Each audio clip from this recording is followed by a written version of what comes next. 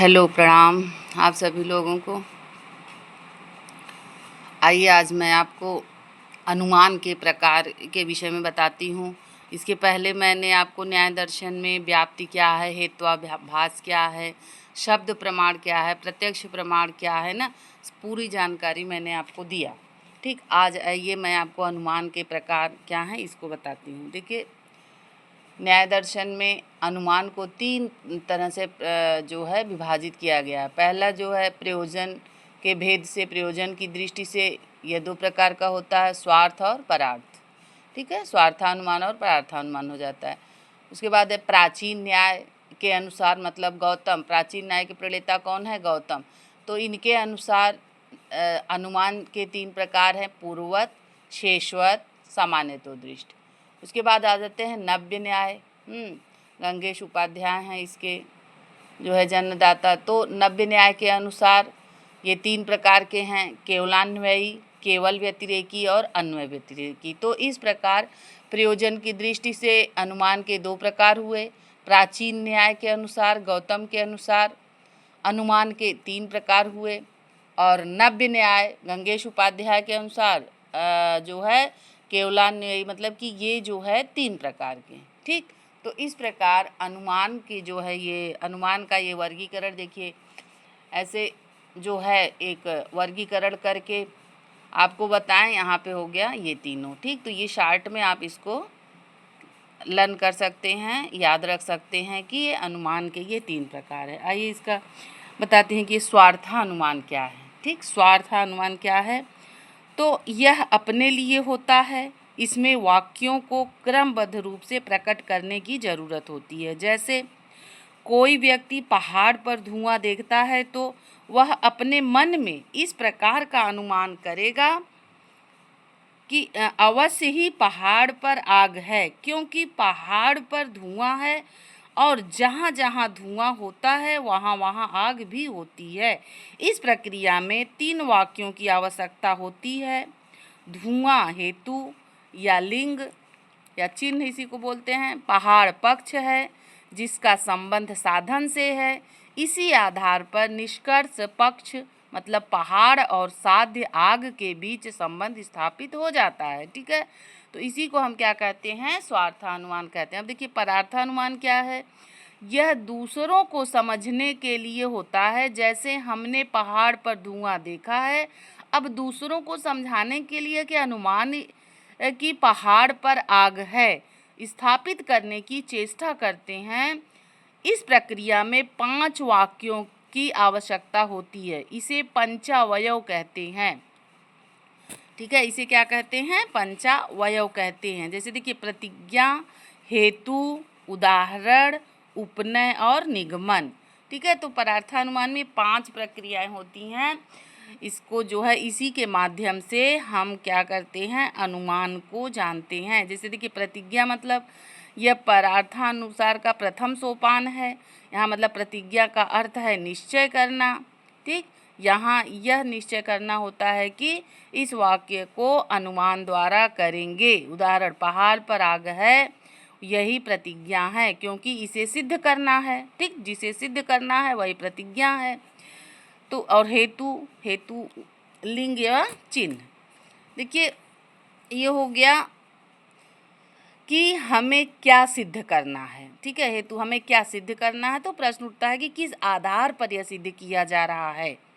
तो उस आधार को बतला देना हेतु या निर्देश कहा जाता है। जैसे पहाड़ पर आग को सिद्ध करने के लिए हमें यह बताना है कि हम इसी आधार पर सिद्ध करेंगे कि पहाड़ पर धुआं है। इसी तरह देखिए उदाहरण क्या है कि हम धुएं को देखकर आग को स्थापित कैसे करते हैं, तो ये उदाहरण है। उपनयन क्या है? उपनयन का अर्थ होता है अंतर्गत करना।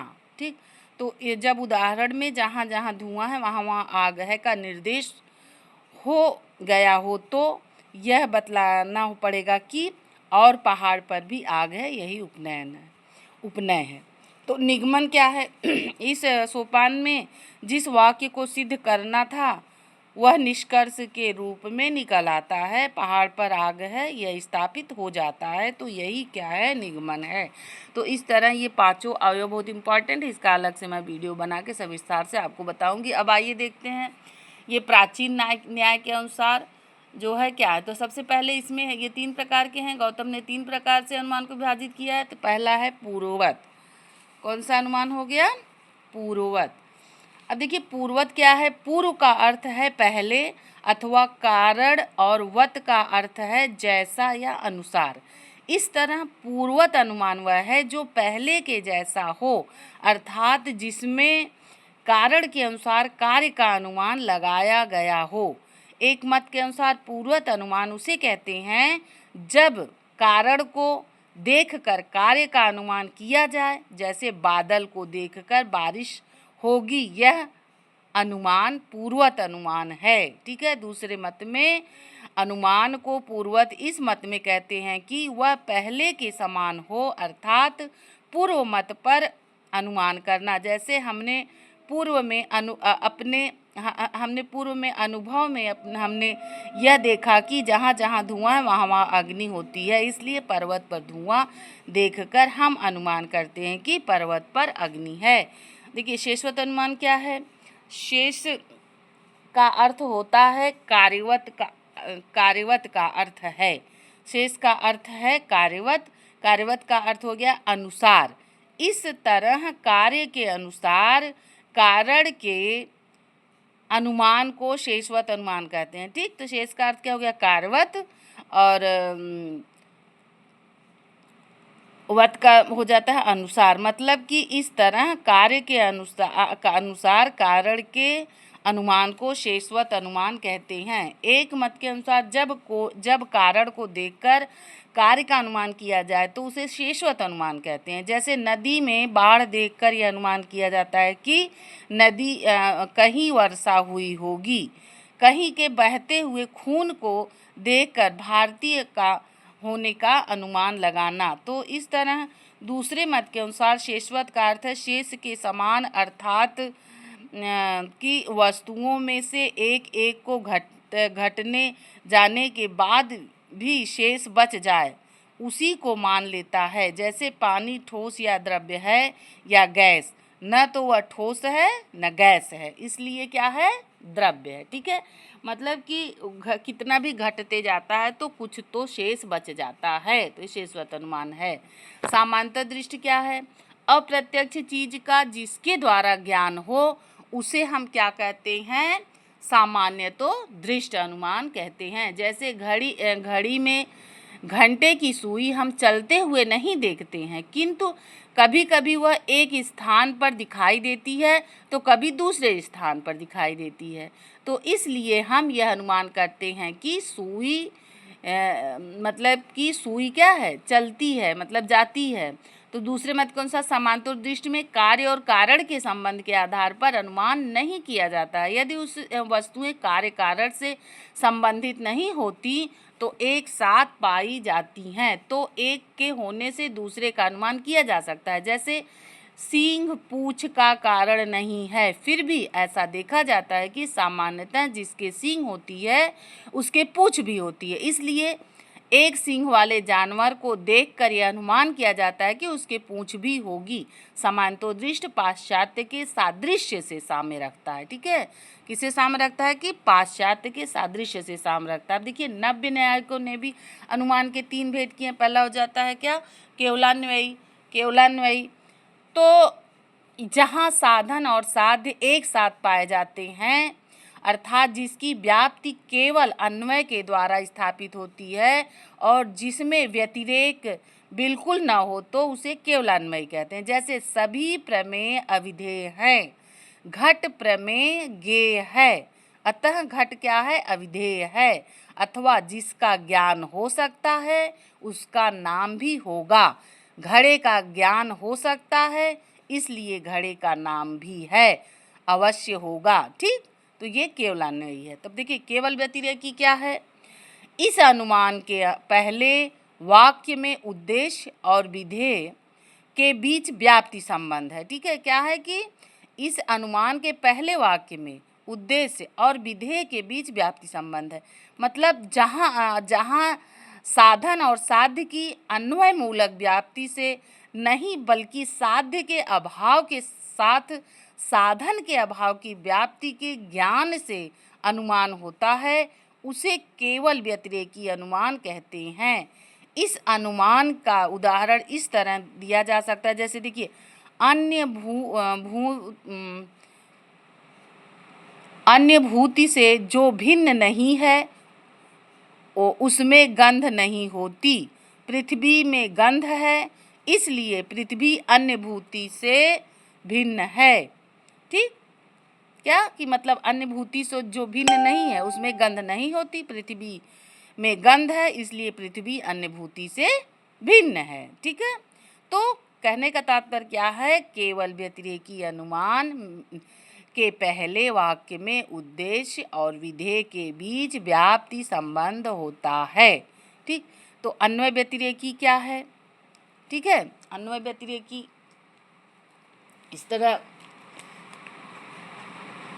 या इसको देखिए क्या कहते हैं, इसको एक तरह से और भी समझा जा सकता है कि देखिए केवल व्यतिरेकी का मतलब है कि इस अनुमान में व्याप्ति की स्थापना नकारात्मक उदाहरणों द्वारा संभव होती है। ठीक, इसलिए इसे केवल व्यतिरेकी अनुमान कहते हैं। मतलब जो अन्य भूतों से भिन्न नहीं है उसमें गंध का गुण नहीं होता। ठीक है, पृथ्वी में गंध का गुण है, इसलिए पृथ्वी अन्य भूतों से भिन्न है। ठीक, अब देखिए अन्वय व्यतिरेकी क्या है? अन्वय, तो अन्वय व्यतिरेकी अनुमान उसे कहते हैं जिसमें व्याप्ति की स्थापना अन्वय तथा व्यतिरेकी दोनों विधियों से होती है। ठीक है, अब देखिए जैसे देखिए पहला अन्वय का उदाहरण, सभी धूम्रवान वस्तुएं अग्नियुक्त हैं। पहाड़ धूम्रवान है, इसलिए पहाड़ पर अग्नि है। क्या कि सभी धूम्रवान वस्तुएं अग्नियुक्त हैं, पहाड़ धूम्रवान है, इसलिए पहाड़ पर अग्नि है। तो ये अन्वय हो गया। आप देखिए व्यतिरेक का उदाहरण क्या है, सभी अग्नि रहित पदार्थ धूम्रहीन हैं, पहाड़ धूम्र युक्त है, अतः पहाड़ अग्नियुक्त है। ठीक, तो ये व्यतिरेक है क्या, सभी अग्नि रहित पदार्थ धूम्रहीन है, पहाड़ धूम्र युक्त है, अतः पहाड़ अग्नियुक्त है। तो ये क्या हो गया, अन्वय व्यतिरेकी।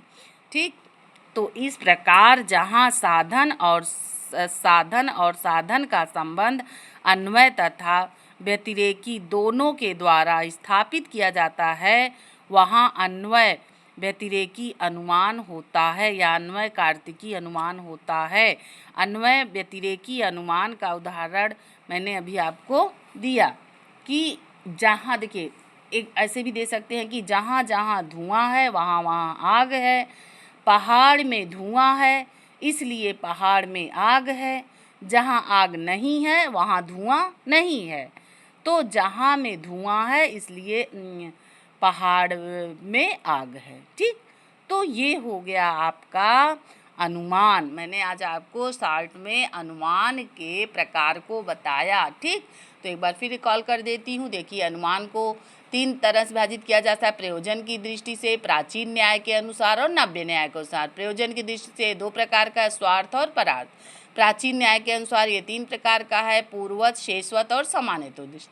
नव्य न्याय के अनुसार ये 3 प्रकार का है, केवलान्वयी, केवल व्यतिरेकी और अन्वय व्यतिरेकी। तो आज मैंने आपको अनुमान के प्रकार को बताया। आशा करती हूँ कि आपको ये समझ में आ गया होगा। इसके पहले वीडियो में मैंने आपको काफ़ी कुछ अनुमान बताया। न्याय दर्शन में अनुमान क्या है, उसका हेत्वाभास क्या है, व्याप्ति क्या है, ठीक है, कैसे इसकी मतलब कि अनुमान किसे कहते हैं, इसके अर्थ को भी मैंने बताया। तो आशा करती हूँ आपको अच्छे से ये चीज़ें समझ में आ गई होंगी। बस एक ही है कि आप हमारे वीडियो को लाइक करिए, शेयर करिए, सब्सक्राइब करिए, कमेंट करके आगे बढ़ाइए, जिससे मेरा मनोबल बना रहे। ठीक है, थैंक यू, धन्यवाद।